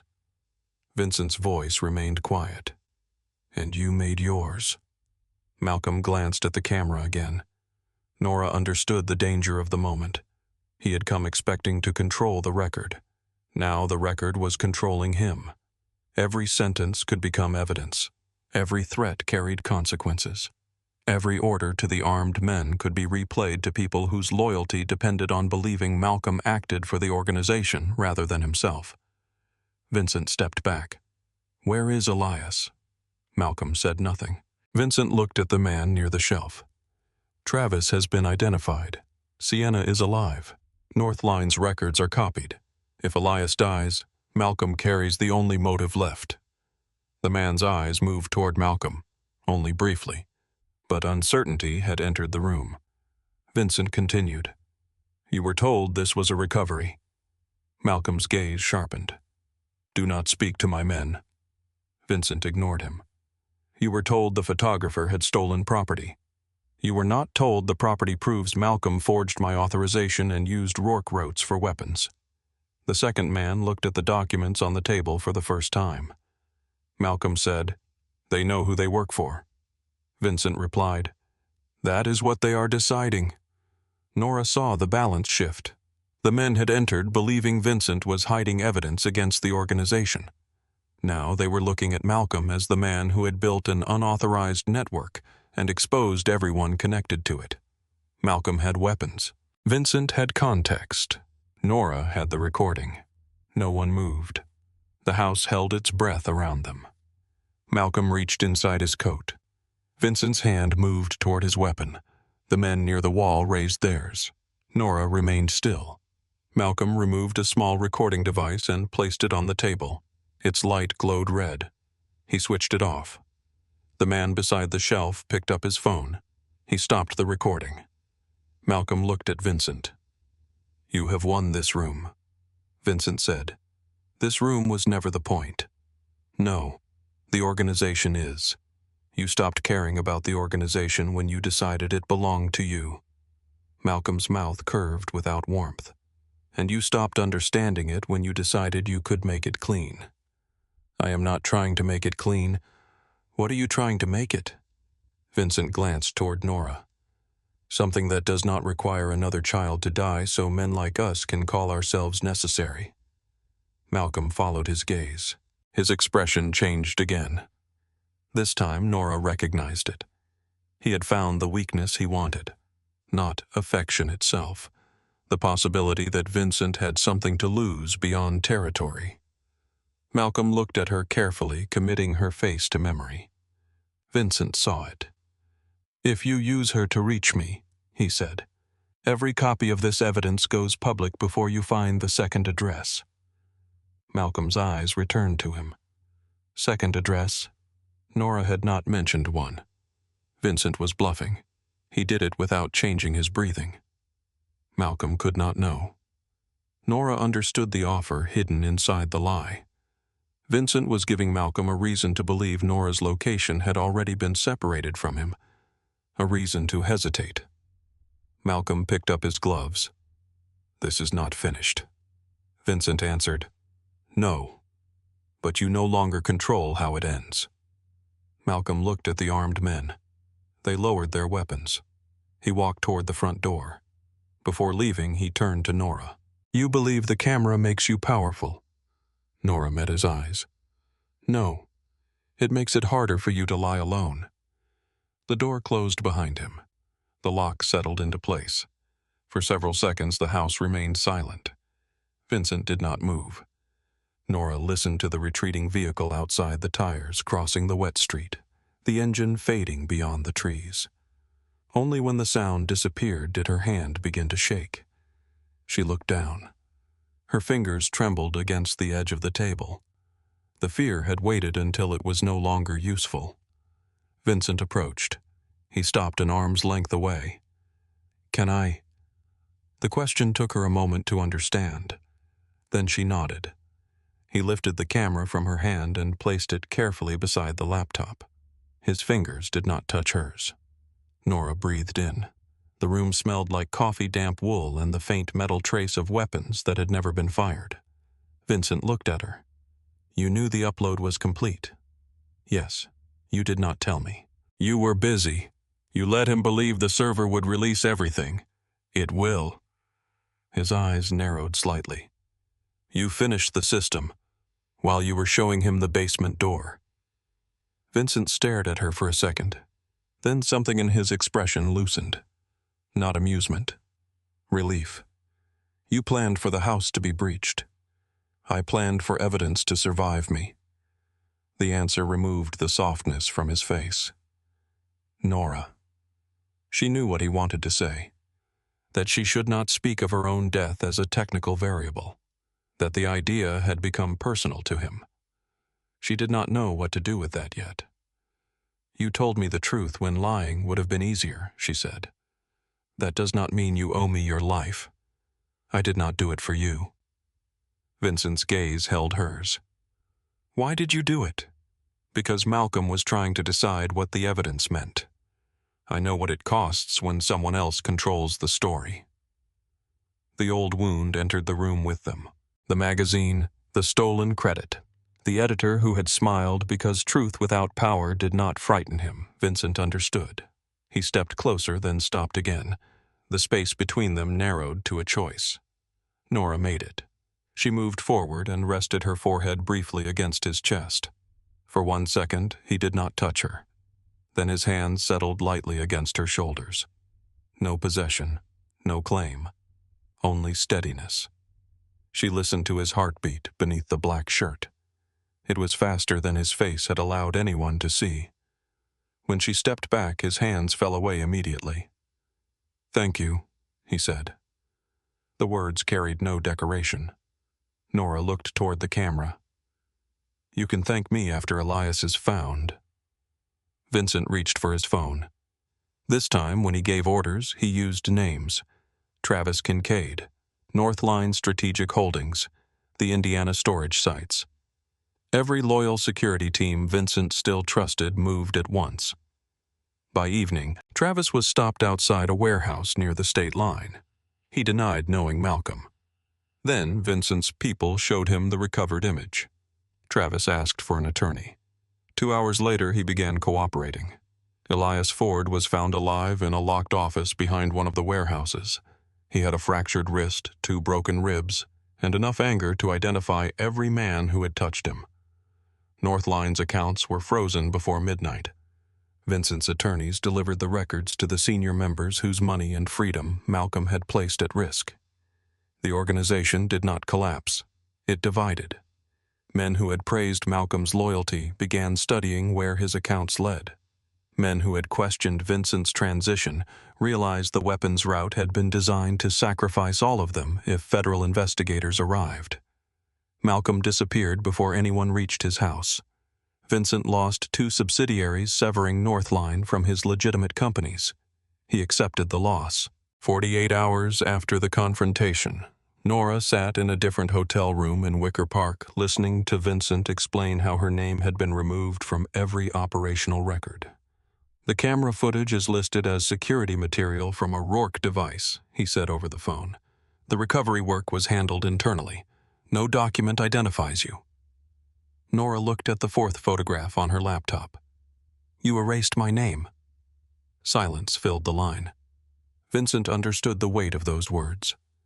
"I removed your location from men who would use it to find you. You made the decision without asking. Yes, that is the part you still do not understand." Another pause. Then he said, I can restore your name to the legal record." Nora looked at her own reflection in the dark window. He did not defend himself. He returned the choice. That mattered. "No," she said. "Leave it out. Are you certain this time, yes?" Vincent breathed quietly on the other end. Nora looked again at the photograph of him staring directly into her camera. "Vincent." "Yes. The last picture." "I know. You knew I took it." "Yes. Why did you let me?" The line remained quiet for several seconds. Then he answered, "I was tired of deciding what you were allowed to see." Nora did not answer immediately. The sentence settled into the small hotel room and changed its shape. Outside the window, the brick wall across the alley had turned amber in the last light of evening. A fire escape cut black lines across it. Somewhere below, a delivery truck reversed with a slow mechanical warning. Someone laughed on the sidewalk, then disappeared beneath the sound of traffic. Ordinary life continued a few floors beneath her. Nora looked at Vincent's photograph on the laptop. He was seated at the dining table in the safe house, the recovered image reflected faintly in his eyes. His shoulders were still. His face was not. The camera had caught the moment after control stopped being a decision and became exhaustion. Not weakness. Not surrender. Something more intimate. Recognition. "You should see it," Nora said. "Send it." "No." A pause. "No, come see it." The line remained silent long enough for her to hear the low movement of his breathing. "Where are you?" "You already know." "I know the hotel." "Then you know enough." "Nora, what are you asking me to come?" She looked at the photograph again. "Yes." Vincent arrived 40 minutes later. It was long enough that he had not been waiting nearby, short enough that he had not been far. Nora heard his knock and knew it was him before she reached the door. 2 measured taps. No impatience, no attempt to sound harmless. She checked the hallway through the peephole. Vincent stood alone. He wore a charcoal coat over a black shirt. No tie, no visible security. No one waited near the elevators or stairwell. Nora opened the door but did not step aside immediately. "You came alone. You asked me to come. That does not answer the question." "Yes, I came alone." "No driver." "He left." "No one downstairs." "No." She studied his face. "You expect me to believe that I expect you to check." Nora looked toward the far end of the corridor. Empty. She opened the door wider. Vincent entered. The room was much smaller than Suite 1906. 1 bed, 1 desk, 1 narrow chair beside the window. His presence seemed to take up more space here, not because he moved carelessly, but because the room offered nowhere for distance to hide.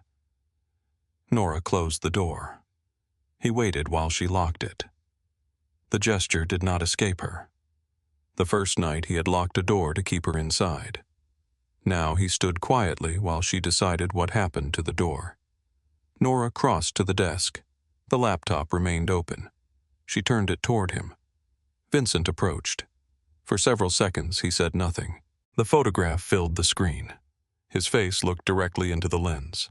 The room around him had fallen out of focus, leaving only the line of his shoulders, the shadow beneath his eyes, and the expression Nora still could not place inside any category she knew. Vincent leaned one hand against the desk. "I do not recognize that man. Most people do not recognize themselves when they stop performing." He looked closer. "What was I doing?" "Looking at me." "I remember looking at you." "You do not remember this part." "What part?" "The second before you decided what the look meant." Vincent straightened. Nora stood beside him. The space between them was narrow enough that she could feel warmth through the sleeve of his coat. He looked at the image again. What does he look like? She had asked herself the same question for 2 days. Now the answer came easily. Like someone who knows he is being seen and stays anyway. Vincent turned his head. He was close. Closer than he had been in the safe house kitchen. closer than he had been when her forehead rested briefly against his chest. Nora did not move back. His gaze lowered to her mouth, then returned to her eyes. No disguise, no uncertainty about whether she had noticed. "Tell me to leave," he said. The words were quiet. She understood what he was giving her. Not distance. Choice. The thing he had taken from her at the hotel door and returned piece by piece through every question he had learned to ask. Nora looked at him. "I am not telling you to leave." Vincent lifted one hand. He stopped before touching her. Nora closed the distance herself. His palm settled against the side of her face. Warm. Careful. The first kiss was restrained, almost formal, as if both of them were testing whether the moment belonged to them or to everything that had forced them into the same rooms. Then Nora placed one hand against his chest. The control broke. Vincent kissed her again with the pressure of all the words he had refused to waste. Nora felt the tension in his shoulders, the restraint still present beneath the want the effort had cost him not to take more than she offered. She held the front of his shirt. The room disappeared. There was no card, no weapon, no camera recording the angle, only the sound of their breathing and the city moving beyond the window. When they separated, Vincent rested his forehead against hers.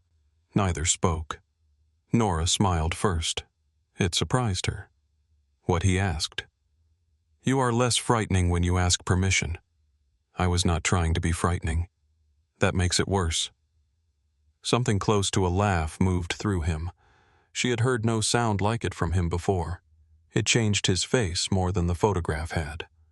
Nora stepped back and looked toward the laptop. "I made a second copy."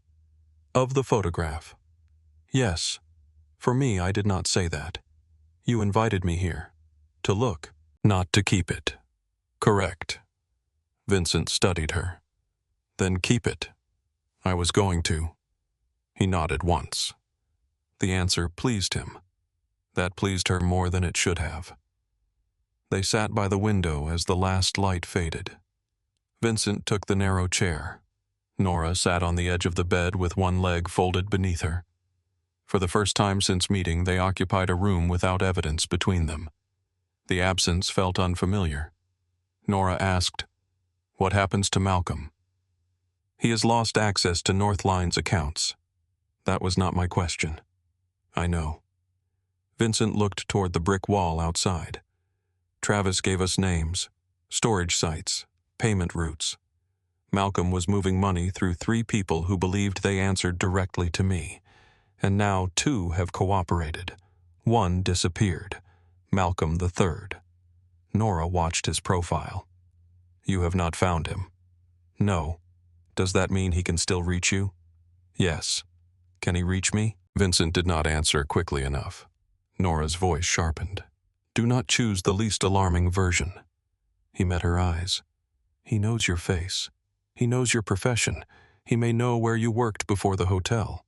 "Then removing my name from the files did not remove me from the problem." "No."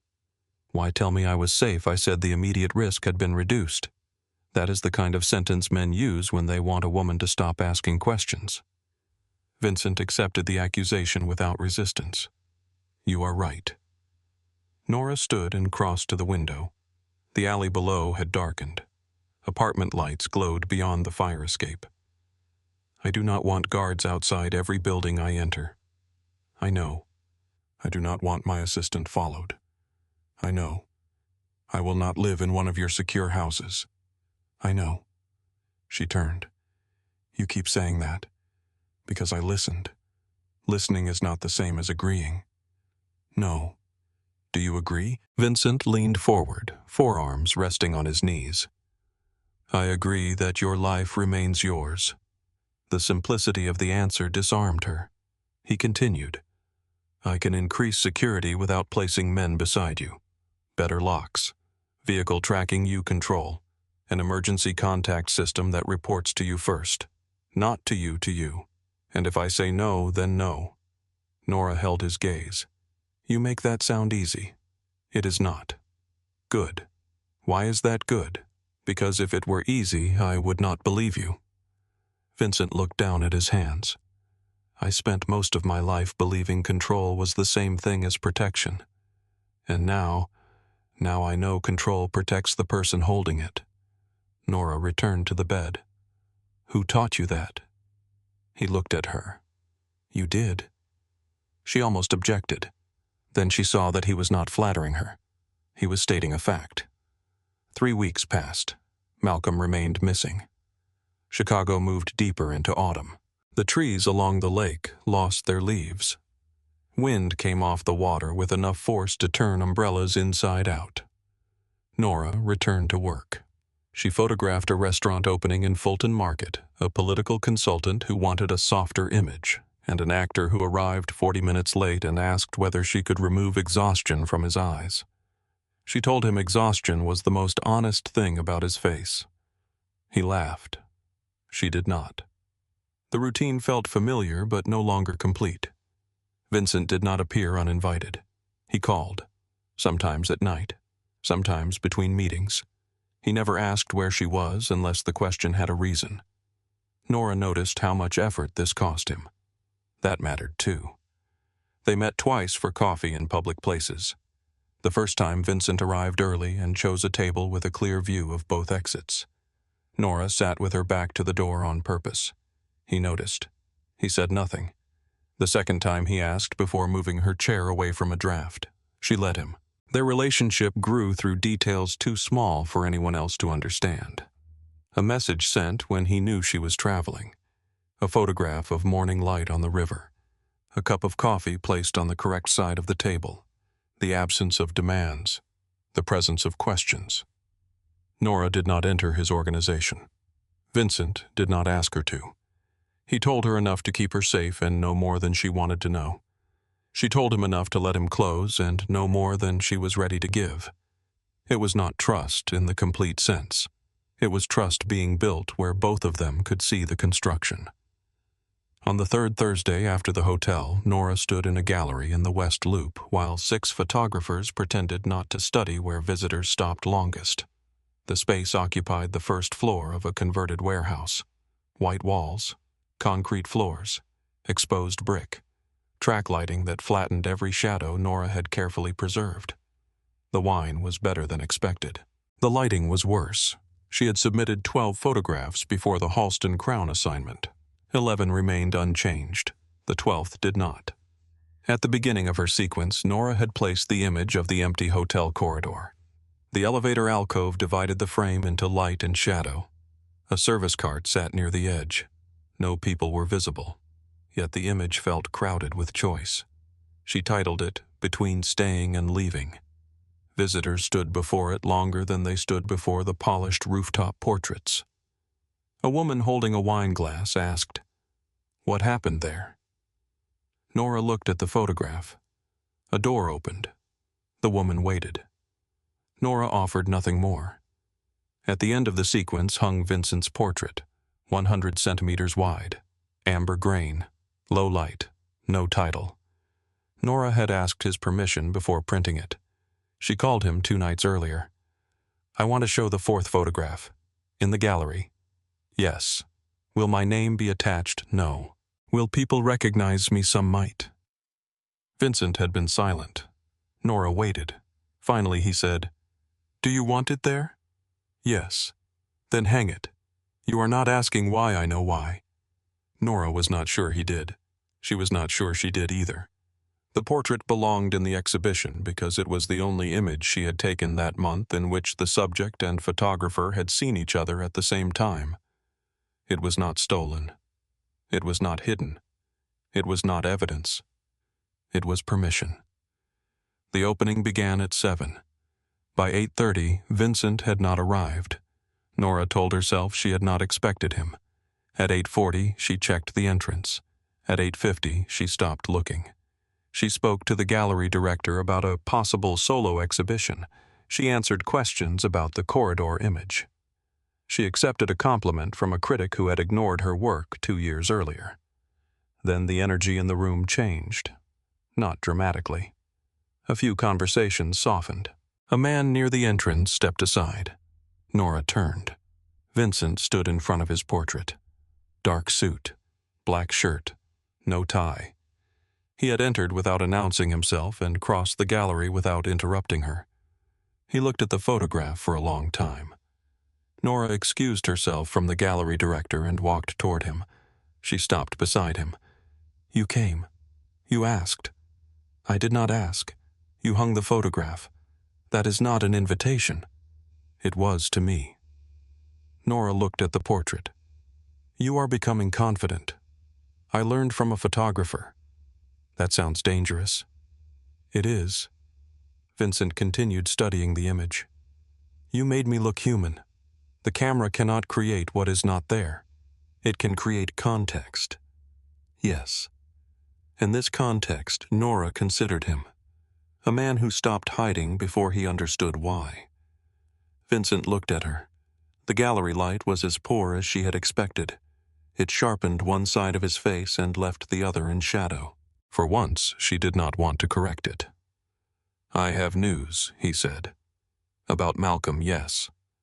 Nora waited. "He left Illinois." "Do you know where?" "Not exactly." "That is not comforting. It was not meant to be." "Is he still a threat?" "Yes." The answer was honest. She appreciated it. Vincent continued. "The remaining North Line accounts have been closed." Elias gave a full statement.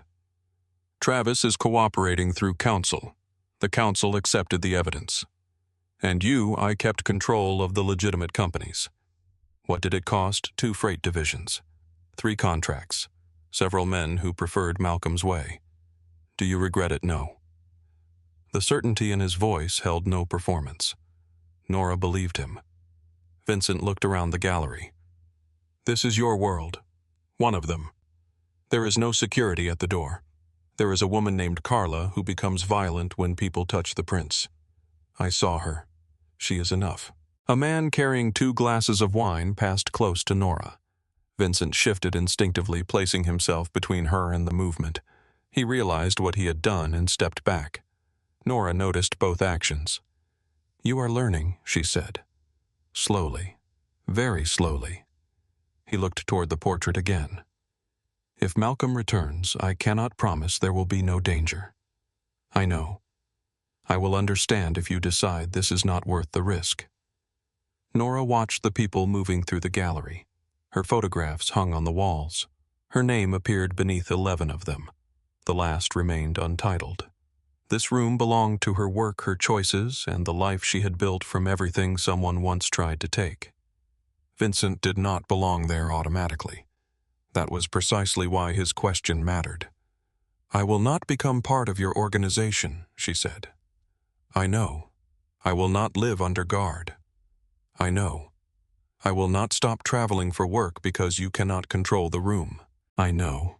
You do not get to decide which photographs I keep. I would not try. You tried to erase my name once. To protect you. Do not defend it." Vincent inclined his head. "You are right." Nora looked at him. "What are you asking for?" His expression changed. Not the expression in the photograph. Something more exposed. "Room in your life."